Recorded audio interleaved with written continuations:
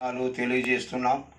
ప్రభునందు ప్రియమైన వారలారా, తణుకు పట్టణం నుండి దైవ సేవకులు సుధాకర్ బాబు గారు ఆధ్వర్యంలో మరి ఈ రాజస్వ వార్త ప్రకటించబడుతూ ఉండగా మీరు ఎక్కడ ఉన్నా, ఏ పనిలో ఉన్నా కొద్ది మాటలు వినవలసిందిగా ప్రతి ఒక్కరిని కూడా హృదయపూర్వకంగా వేడుకొనిచున్నాము. ఎందుకంటే ప్రభు మాటలు ప్రియులారా వినాలి, వాటి ద్వారా మీరందరూ కూడా మార్పు చెందాలని ఈ మాటలు జ్ఞాపకం చేస్తున్నాను. ప్రియులారా, ప్రయాసపడి భారం వస్తున్న సమస్త జనులారా నా యొద్దకు రండి అని యేసు ప్రభు చెప్పిన మాటలు ప్రియులారా నిజమే. ఈ లోకంలో పుట్టి పెరుగుతున్న మనము ప్రియులారా అనేక రీతిలుగా ప్రయాసలు పడుతూ ఉంటాం.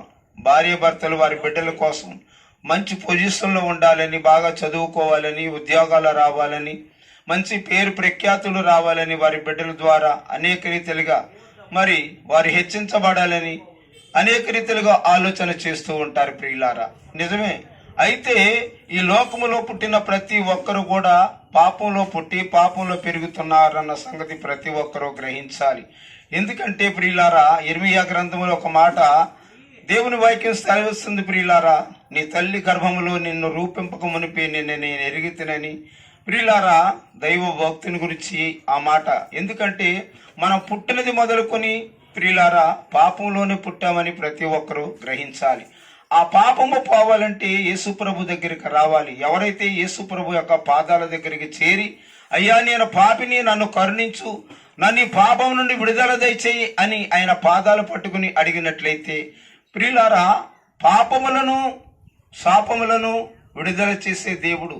ఎందుకంటే ప్రియులారా, యేసుప్రభు వారు ఒక గ్రామానికి ప్రియులారా ఒక యజమానుడు విందుకు పిలిచాడు. ప్రియులారా, విందుకు పిలిచినప్పుడు యేసుప్రభు వారు ఆ విందుకు వెళ్ళారు. వెళ్ళి అందరూ కూడా పంక్తులుగా కూర్చుని ఉన్నారు. ప్రియులారా, కూర్చుని ఉన్నప్పుడు ఆ ఊరిలో ప్రియులారా పాపాత్మురాలని ఆమెకు ఒక ముద్ర పడిపోయింది. ఆమె ఎక్కడికి వెళ్ళినా ఈమె పాపాత్మురాలు అని చెప్పుకుంటూ ఉన్నారు. ప్రియులారా, అలాంటి సమయంలో యేసుప్రభు వారు మరి ఆ గృహంలో ఉన్నారని, ఆ యజమానుడు పిలిచినటువంటి ఇంటికి వచ్చి ఉన్నారని మరి ఆ పాపాత్మురాలు ఎరిగి ఆమె వెళ్ళింది, వెనకమారి వెళ్ళింది. ఎందుకంటే పాపం చేసిన ప్రతి ఒక్కరు కూడా ఎదురుగా ఎవరు వెళ్ళలేరు ప్రియులారా. ఆయన ఎవరు? దేవుని కుమారుడు. దేవుని కుమారుని ఎదురుగా వెళ్ళలేక వెనకమారే వెళ్ళింది. ఆయన పాదాల దగ్గర కూర్చొని ప్రియులారా కన్నీరు కారుస్తూ ఉంది. ప్రియులారా, కన్నీరు కారుస్తూ ఉంటే ఆ కన్నీటితో యేసుప్రభు పాదాలు కడిగింది. ఆలోచన చేయండి ప్రియులారా, పాపాత్మురాలు కాబట్టి, పాపి కాబట్టి తన పాపములు క్షమించబడే దేవుడు ఇక్కడ ఉన్నాడు, ఆయన దగ్గరికి నేను వెళ్ళాలి అని ఆలోచన చేసి ప్రియులారా ఆయన పాదాల దగ్గర కూర్చుని కన్నీళ్లు కారుస్తూ ఉంది. ప్రియులారా, కన్నీళ్లు కార్చడమే కాదు, కాళ్ళన్నీ కూడా కన్నీటితో కడిగింది. కడిగి తన తల వెంట్రుకలతో శుభ్రంగా తుడిచి ఆమె పన్నీరు తీసుకొచ్చింది. ప్రియులారా, మరి ఆ అత్తరు తీసుకొచ్చి ప్రియులారా ఆమె ఆయన పాదాలు కడుగుతా ఉంది. ప్రియులారా, ఈలోగా యజమానుడు, విందుకు పిలిచినటువంటి యజమానుడు వచ్చాడు.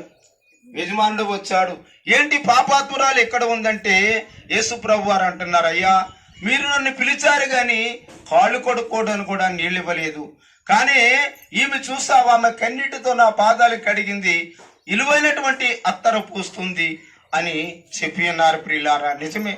ఆయన పాదాల దగ్గరికి మనం చేరి ఆయన ప్రభువును మనం అడిగినట్లయితే నీవే ఎలాంటి పాపాత్ముడవైనా, ఎలాంటి పాపము నీలో ఉన్నా ఆ పాపాలు కడిగే దేవుడని మీకు జ్ఞాపకం చేస్తున్నాను. ఆమె పాపాత్మురులు కాబట్టి ఆమె మరి అడిగినప్పుడు ఎంబటే అమ్మా నీ పాపములు క్షమించబడ్డాయి, ఇక వెళ్ళము, ఇక ఎప్పుడు కూడా పాపము చెయ్యకుమని సెలవిచ్చిన్నాడు దేవుడు. నిజమే ప్రియులారా, యేసయ్య దగ్గరికి రండి. ఎక్కడెక్కడ మనము ఏ పాపములు చేసామో మనకు తెలియకపోవచ్చు, ఆయనకు తెలుసు. దయచేసి పాపాలు కడిగి మన నివృత్తి చేసి ఆ పరలోక పట్టణానికి చేర్చే దేవుడు గొప్ప దేవుడని ఈ మాటలు విన్న ప్రతి ఒక్కరు కూడా యేసయ్య దగ్గరికి రండి. ఆయన పాదాల చెంతకు మనం వచ్చినట్లయితే మన పాపములన్నీ కడిగి మనల్ని పరిశుద్ధులుగా చేసి ఆ పరలోక పట్టణానికి చేర్చే దేవుడని మీ అందరికీ మనవి చేస్తూ ఈ కొద్ది మాటలు ముగిస్తూ ఈ ప్రాంత ప్రజలందరి కొరకు చిన్న ప్రార్థన. పరిశుద్ధ